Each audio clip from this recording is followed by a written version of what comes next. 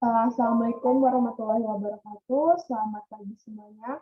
Baiklah, di sini kami dari kelompok 2, yang mana yang beranggota yang pertama itu adalah Marina Afrianti dengan NIM 017, dan saya Desri Indah Ramadana dengan NIM 041, Lela Elseria Afrianti Togatorop dengan NIM 071, dan Lela Sastri Borisoni dengan NIM 086. Nah, di sini kami akan mempresentasi tentang percobaan yang berjudul screening fitokimia senyawa bahan alam. Nah, yang mana penjelasan pertama akan dijelaskan oleh Marina. Kepada Marina, saya persilakan. Baik, terima kasih moderator. Baik, pertama yaitu adapun tujuan dilakukannya percobaan ini yaitu untuk mengidentifikasi senyawa alkaloid, tanin, glikosida, saponin, dan steroida pada bahan alam yaitu ekstrak daun turi. Nah, adapun landasan teori yang pertama yaitu menurut Purwati pada tahun 2017, screening fitokimia merupakan salah satu upaya yang dilakukan untuk mengetahui atau mengidentifikasi bioaktif yang belum tampak. Bahan aktif ini berfungsi sebagai pertahanan diri tumbuhan terhadap lingkungannya, penyakit, dan juga serangan pemangsa. Nah, dalam hal mengidentifikasi suatu nyawa tersebut, maka dilakukan suatu tes atau pemeriksaan sehingga untuk melihat hasil yang didapatkan nanti dapat diperhatikan dari hasil pengujian warna dengan menggunakan suatu pereaksi warna. Selanjutnya, menurut Susanti pada tahun 2017, screening fitokimia merupakan teknik ataupun cara yang bertujuan untuk memberikan suatu gambaran tentang suatu golongan senyawa yang terkandung dalam tanaman yang diteliti. Nah, metode ini biasanya dilakukan untuk tahap pengujian warna pada suatu larutan, yaitu dengan menggunakan suatu pereaksi warna. Nah, adapun hal yang terpenting dalam teknik ini yaitu seorang praktikan itu harus dapat memilih jenis pelarut yang pas terhadap sampel ataupun ekstrak yang akan diteliti nanti. Dan hal terpenting lainnya adalah pemilihan metode ekstraksi yang benar. Nah, di mana ekstraksi ini sendiri merupakan suatu proses pemisahan kandungan senyawa aktif dari jaringan tumbuhan menggunakan pelarut tertentu. Nah, pemilihan pelarut ekstraksi umumnya ini menggunakan prinsip dissolve like. Nah, di mana senyawa yang nonpolar akan larut ke dalam pelarut yang nonpolar, sedangkan senyawa yang polar akan larut pada pelarut yang polar. Selanjutnya yaitu menurut Vifta pada tahun 2018, screening fitokimia merupakan suatu metode yang sering digunakan dalam dunia penelitian. Hal ini disebabkan teknik ini dilakukan untuk mengidentifikasi suatu kandungan senyawa kimia seperti metabolit sekunder suatu bahan alam. Nah, sehingga teknik ini merupakan cara awal yang dilakukan untuk memberikan suatu deskripsi ataupun penggambaran mengenai kandungan senyawa tertentu yang akan diteliti nanti. Nah, screening fitokimia ini dapat digunakan baik secara kualitatif, semi kuantitatif maupun kuantitatif sesuai dengan tujuan yang diinginkan. Nah, adapun yang dapat mempengaruhi hasil dari proses dengan menggunakan teknik ini adalah pemilihan pelarut dan metode ekstraksinya. Nah, jika pelarut yang dipilih dan digunakan tidak sesuai, maka hal ini akan memungkinkan senyawa aktif yang diinginkan nanti tidak dapat tertarik secara baik dan sempurna. Mungkin cukup sekian landasan teorinya, moderator. Terima kasih. Baiklah, selanjutnya itu adalah saya akan menjelaskan tentang data pengamatan. Nah, yang pertama itu adalah identifikasi alkaloid, yang mana prosedurnya itu adalah yang pertama memasukkan ekstrak sampel ke dalam tabung reaksi, kemudian dilarutkan dengan alkohol. Setelah itu memasukkan sampel tadi ke dalam tabung reaksi 3 tetes sampel, kemudian direaksikan dengan 2 tetes pereaksi Mayer.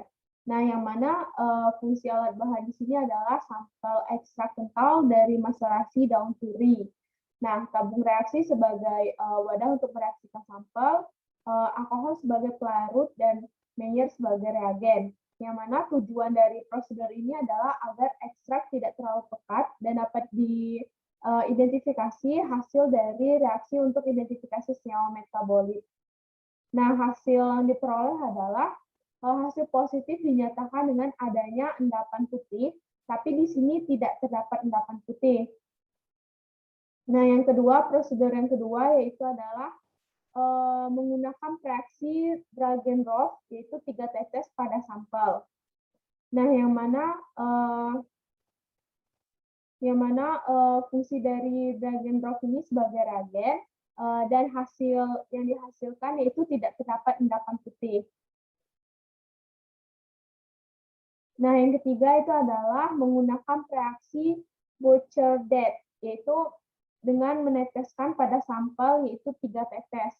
Nah, Bouchardet ini sebagai reagen dan hasil yang dihasilkan saat meneteskan reagen tersebut ke dalam ekstrak daun turi yaitu tidak terdapat endapan putih.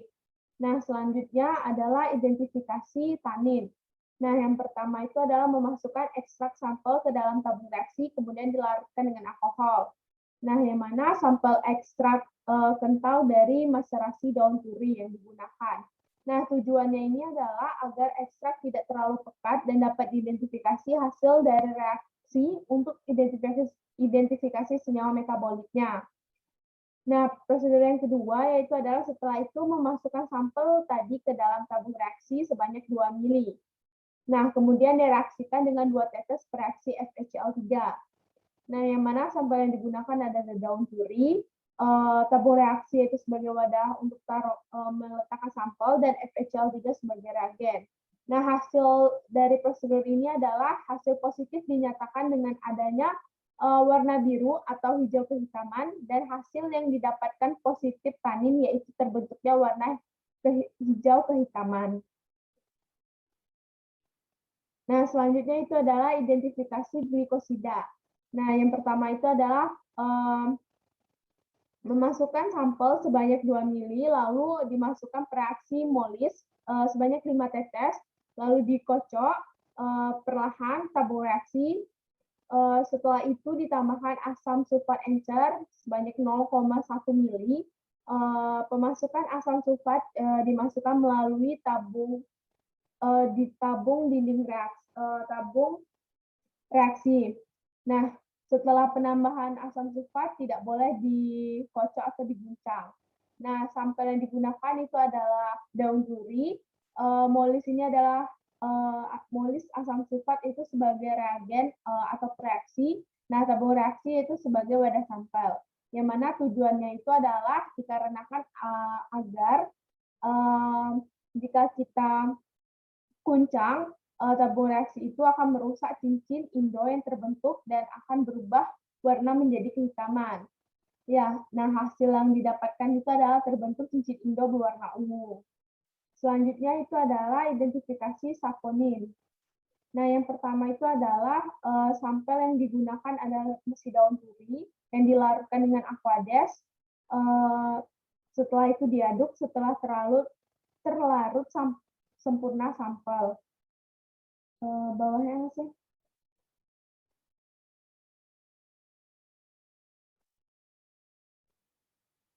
Atas.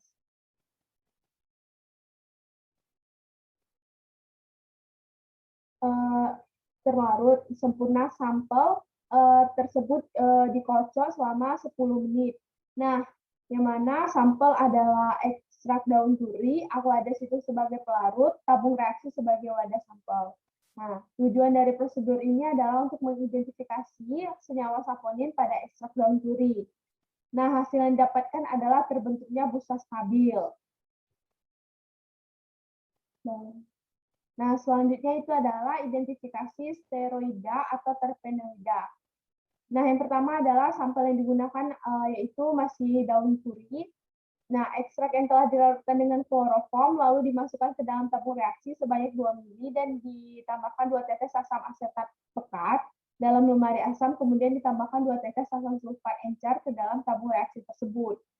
Nah, sampel yang digunakan itu adalah daun turi, kloroform sebagai pelarut, tabung reaksi sebagai wadah sampel, asam asetat pekat dan asam sulfat encer sebagai reagen. Nah, tujuannya itu untuk mengidentifikasi senyawa steroida pada ekstrak daun turi. Nah, hasil yang diperoleh adalah nilai positif ditandai dengan terbentuknya warna hijau kebiruan dan pada sampel terbentuknya warna hijau kebiruan. Nah, dengan adanya warna hijau kebiruan pada tabung reaksi itu menandakan bahwa positif senyawa daun turi ini terdapat senyawa steroida atau terpenoida. Nah, kekurangan pada prosedur ini adalah perbandingan ekstrak serta pelarut kloroform tidak diberitahu. Nah, kekurangan selanjutnya yaitu memasukkan asam asetat pekat. Perhatikan tidak menggunakan sarung tangan. Jadi sebaiknya perhatikan harus menggunakan sarung tangan karena asam asetat pekat ini merupakan senyawa yang berbahaya kalau terkena oleh tubuh kita. Nah, kekurangan ini ketiga itu adalah perhatikan saat mencampurkan asam sulfat encer sebaiknya di dalam lemari asam juga. Nah, setelah itu kelebihan dari prosedur ini adalah perhatikan mereaksikan sampel dengan asam asetat pekat di lemari asam, serta perhatikan tidak menuangkan asam asetat pekat langsung masuk ke dalam bawahnya.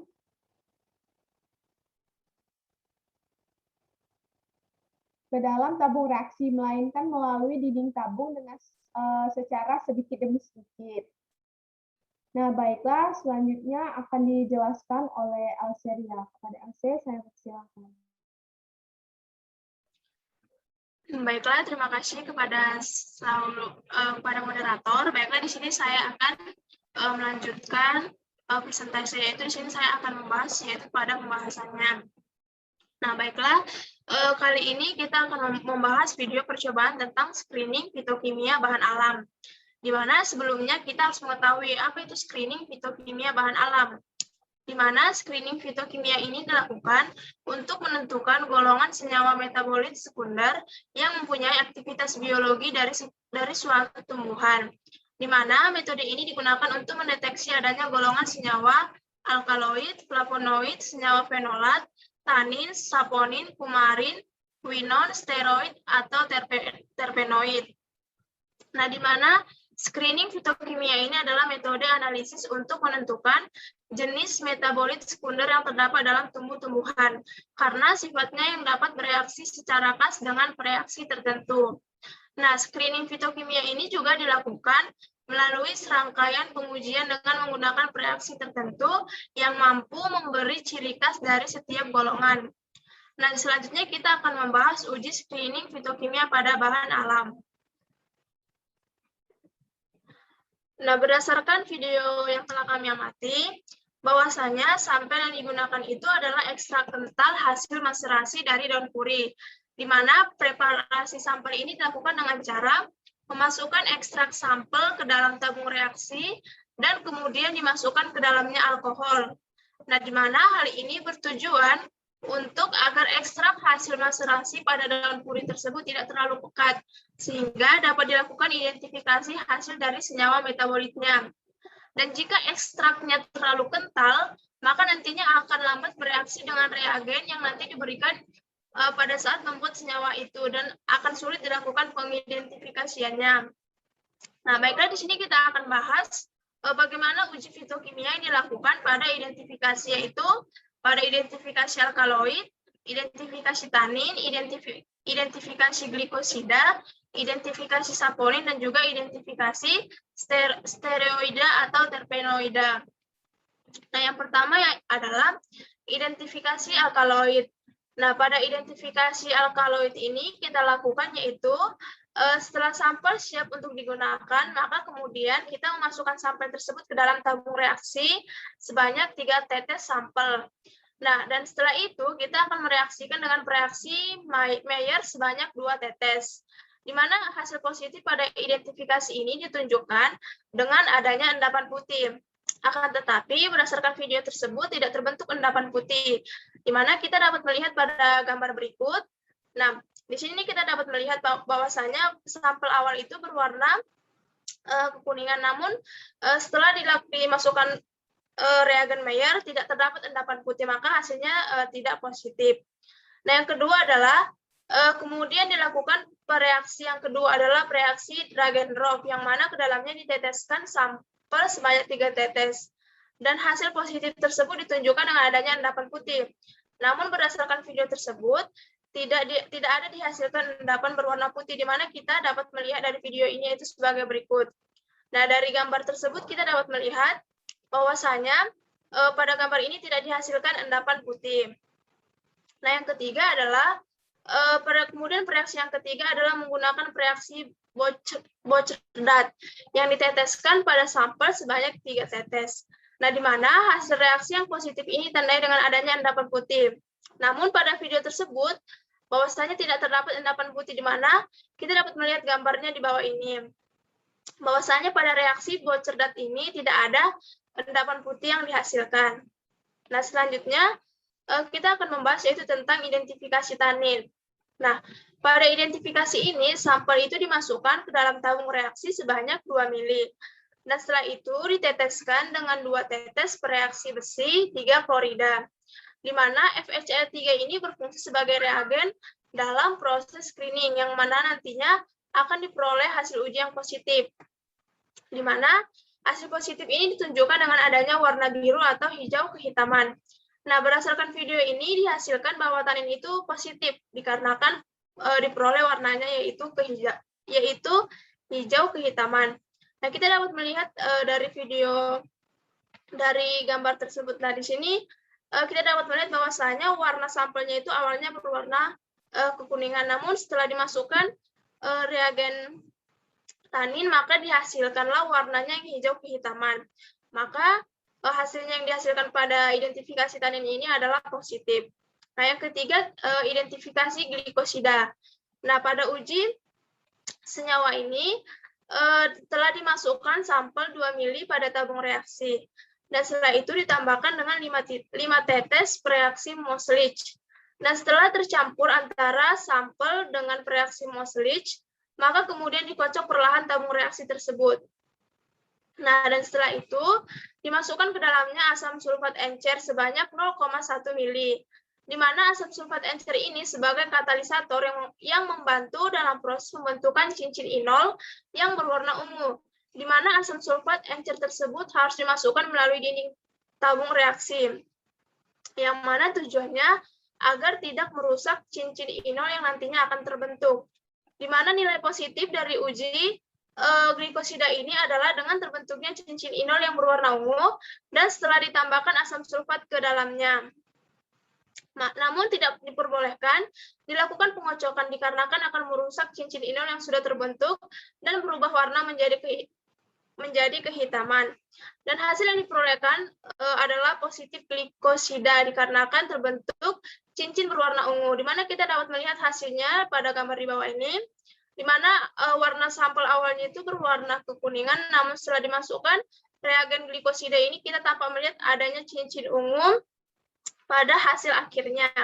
Nah, yang keempat itu adalah identifikasi saponin.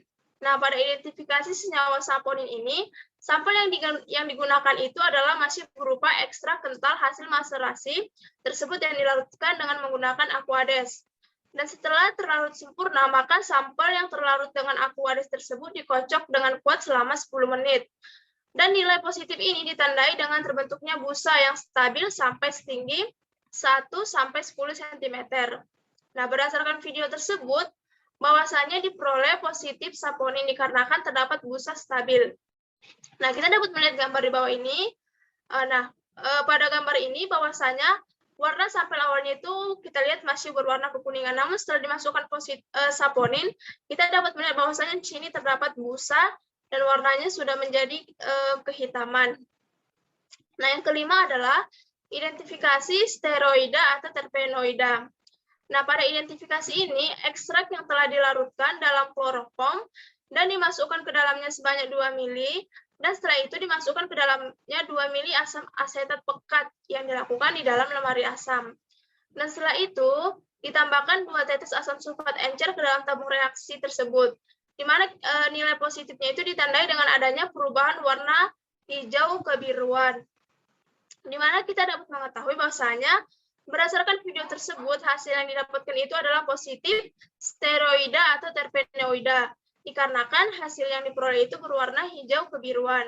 Nah, kita dapat melihat gambar di bawah ini, bahwasanya warna sampel awalnya itu adalah berwarna kekuningan. Namun setelah dimasukkan reagen steroida atau terpenoida di sini, warnanya menjadi biru hijau kebiruan. Baiklah, sampai di sinilah yang dapat saya sampaikan. Saya kembalikan ke moderator. Baiklah, selanjutnya dijelaskan oleh Lela. Kepada Lela, saya persilakan. Baiklah, yang terakhir adalah kesimpulan. Kita bisa tarik kesimpulan dari pembahasan yang telah dibahas, yaitu uji screening fitokimia bahan alam ini dilakukan untuk menentukan golongan senyawa metabolit sekunder yang mempunyai aktivitas biologi dari suatu tumbuhan, di mana metode ini digunakan untuk mendeteksi adanya golongan senyawa alkaloid, flavonoid, senyawa fenol, tanin, sponin, kurkumin, dan steroid, di mana berdasarkan video tersebut bahwasannya dalam identifikasi alkaloid dilakukan tiga kali pengujian, yaitu dengan reagen Mayer, reagen Dragendorf, dan reagen Bouchardat, di mana dari ketiga reagen tersebut bahwasannya tidak diperoleh hasil positif dari identifikasi alkaloid, dikarenakan terdapat endapan positif. Dan kemudian pada identifikasi tanin diperoleh bahwa tanin tersebut positif, dikarenakan diperoleh warnanya yaitu hijau kehitaman. Dan kemudian pada identifikasi glikosida yang diperoleh adalah positif glikosida, dikarenakan terbentuk dari cincin berwarna ungu. Dan pada identifikasi saponin yang diperoleh adalah positif saponin, dikarenakan terdapat busa stabil. Dan pada identifikasi steroid atau terpenoid yang diperoleh adalah positif steroida atau terpenoida, dikarenakan dihasilkan warna hijau kebiruan. Baiklah, saya kembalikan pada moderator. Baiklah, sekian dari penjelasan kami mengenai laporan analisis video yang kami lakukan. Nah, selanjutnya yaitu kita akan memasuki sesi tanya jawab. Nah, kepada teman-teman yang ingin mengajukan pertanyaan, saya persilakan.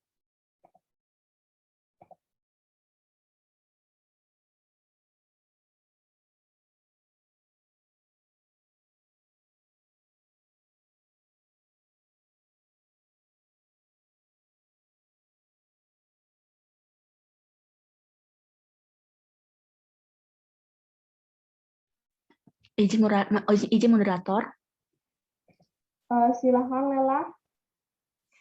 Baiklah, di sini saya akan menyampaikan permasalahannya, yaitu kan kita membahas screening fitokimia, yang dimana merupakan salah satu cara yang dapat dilakukan untuk mengidentifikasi kandungan senyawa metabolik sekunder suatu bahan alam. Nah, yang saya tanyakan adalah apa itu uji screening fitokimia?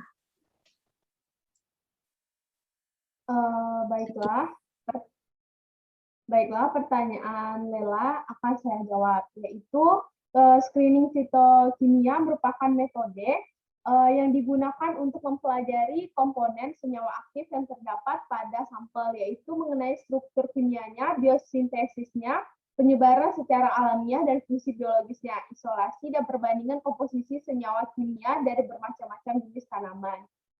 Baiklah, bagaimana Lela atas jawabannya? Baiklah, terima kasih Indah. Di sini saya akan menyanggah. Lalu, adakah uji screening fitokimia? Baiklah, kepada teman-teman yang bisa menjawab sanggahan dari Lela, saya persilakan. Baiklah, terima kasih buat moderator. Dan di sini saya akan menjawab sanggahan dari saudari Lela, yaitu adakah uji screening fitokimia? Nah, screening fitokimia ini atau disebut juga penapisan fitokimia merupakan uji pendahuluan dalam menentukan golongan senyawa metabolit sekunder yang mempunyai aktivitas biologi dari suatu tumbuhan.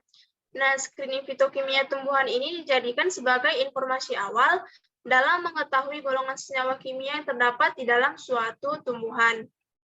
Sekian moderator. Baiklah, bagaimana Lela? Apakah jawabannya dapat diterima? Baiklah, terima kasih kepada Indah dan Elsie yang telah menjawab pertanyaan saya. Saya rasa cukup jelas. Terima kasih. Baiklah, selanjutnya saya akan mengajukan pertanyaan, yaitu yang mana pertanyaannya adalah pada percobaan ini mengapa ditetesi HCl pekat saat pemeriksaan flavonoid? Pada teman-teman yang bisa menjawab, silakan open. Baiklah, izin menjawab Indah. Silakan Lela. Di mana dideteksi HCl pekat, yaitu untuk menguji ada atau tidaknya flavonoid tersebut. Nah, penggunaan HCl ini sering dikenal dengan teknik sinoda, di mana jika terdapat flavonoid, maka akan timbul warna merah tua. Sekian jawaban dari saya, Indah. Baiklah, terima kasih kepada Lela yang telah menjawab pertanyaan saya, tapi di sini saya kurang puas dan saya ingin bertanya lagi. Nah, pada percobaan ini mengapa pada pemeriksaan flavonoid itu dihasilkan larutan yang berwarna kuning? Kepada teman-teman yang bisa menjawab, dipersilakan. Izin menjawab, moderator. Silakan, Nina. Baik, saya akan menjawab sangan dari Indah. Hal tersebut dikarenakan flavonoid itu mengandung pitrat ataupun ekstrak etanol, lalu didapatkan hasil yaitu larutannya itu berwarna kuning. Mungkin hanya itu, moderator. Baiklah, terima kasih kepada Lela dan juga Martina yang telah menjawab pertanyaan saya dan saya rasa sudah cukup. Nah, baiklah, pada teman-teman yang lain, jika ingin mengajukan pertanyaan, saya persilakan untuk open. Izin moderator. Silakan, Else. Baiklah, di sini saya akan memberikan sebuah permasalahan, yaitu mengapa ekstrak kental hasil maserasi pada daun puri harus dimasukkan ke dalamnya alkohol, yaitu pada uji screening fitokimia tersebut. Terima kasih, moderator. Baiklah, kepada teman-teman yang bisa menjawab pertanyaan dari Else, saya persilakan untuk open. Izin, moderator. Silakan, Nina. Baik, saya akan menjawab permasalahan dari LC. Nah, ekstrak kental hasil maserasi pada daun puri itu harus dimasukkan ke dalam alkohol pada uji screening fitokimia ini, di mana alkohol ini bertujuan agar ekstrak hasil maserasi pada daun puri tersebut tidak terlalu pekat sehingga dapat dilakukan identifikasi hasil dari senyawa metabolitnya. Dan jika ekstraknya terlalu kental, maka nantinya akan lambat bereaksi dengan reagen yang nanti diberikan yang akan membuat senyawa itu sulit dilakukan pengidentifikasiannya. Mungkin cukup sekian. Baiklah, bagaimana Else atas jawabannya? Baiklah, terima kasih atas jawaban dari Saudari Marwina, namun di sini saya akan menyanggah. Jadi, bagaimana hasil positif yang diperoleh dari uji identifikasi tanin dari ekstrak kental hasil maserasi daun puri tersebut? Dan apakah hasil yang diperolehnya positif? Terima kasih, moderator. Baiklah, pertanyaan Elsie akan saya jawab, yaitu hasil positif yang diperoleh dari uji identifikasi tanin dari ekstrak kental hasil maserasi daun puri tersebut, dan setelah diteteskan dengan 2 tetes reaksi besi 3 klorida, di mana FeCl3 di sini berfungsi sebagai reagen dalam proses screening. Nah, yang mana nantinya akan diperoleh hasil uji yang positif, di mana hasil positif ditunjukkan dengan adanya warna biru atau hijau kehitaman. Bagaimana Elsie atas jawabannya? Terima kasih. Saya rasa jawabannya sudah cukup jelas. Baiklah, kepada teman-teman yang lain yang ada ingin mengajukan pertanyaan, saya silakan untuk open. Baik, terima kasih moderator. Di sini saya akan menyampaikan permasalahan dari saya, yaitu mengapa dalam hal identifikasi suatu sampel digunakannya teknik screening fitokimia ini. Terima kasih. Baiklah, kepada teman-teman yang bisa menjawab pertanyaan dari Martina, saya persilakan untuk open. Baiklah, terima kasih kepada moderator.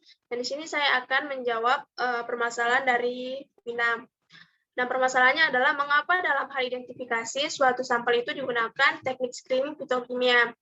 Nah, hal ini dikarenakan teknik screening fitokimia ini merupakan salah satu teknik yang baik yang dapat digunakan dalam suatu percobaan untuk memberikan suatu gambaran dalam hal mengidentifikasi suatu senyawa yang dapat dilihat dari perubahan warna yang terjadi setelah adanya penambahan pereaksinya. Sekian moderator. Baiklah, bagaimana Marwina? Apakah jawabannya sudah cukup puas? Baik, sebelumnya terima kasih Elsie yang telah menjawab permasalahan dari saya. Namun di sini saya akan sedikit menyanggah. Nah, mengapa tidak terdapat suatu perubahan yang berupa endapan putih? Terima kasih. Baiklah, kepada teman-teman yang bisa menjawab sanggah dari Marwina, saya persilakan untuk open mic. Izin menjawab moderator. Tadi kan Wina menyanggah kalau mengapa tidak terdapat suatu perubahan yang berupa endapan berwarna putih. Nah, saya menjawab tidak terdapat endapan tersebut karena mungkin jumlah reagen yang digunakan terlalu sedikit, sehingga akan mengakibatkan larutan tersebut tidak teridentifikasi mengandung alkaloid. Baiklah, moderator, sekian. Baiklah, bagaimana Marwina? Baik, terima kasih Lela. Jawaban dari Lela dan juga Ilse tadi sudah cukup jelas. Terima kasih. Baiklah, sekian diskusi yang telah kami lakukan dan juga presentasi dari laporan mengenai screening fitokimia senyawa bahan alam. Nah, itulah hasil presentasi dari kelompok 2. Kami mohon maaf jika ada kekurangan, dan saya tutup dengan wabillahi taufiq wal hidayah. Wassalamualaikum warahmatullahi wabarakatuh. Selamat pagi.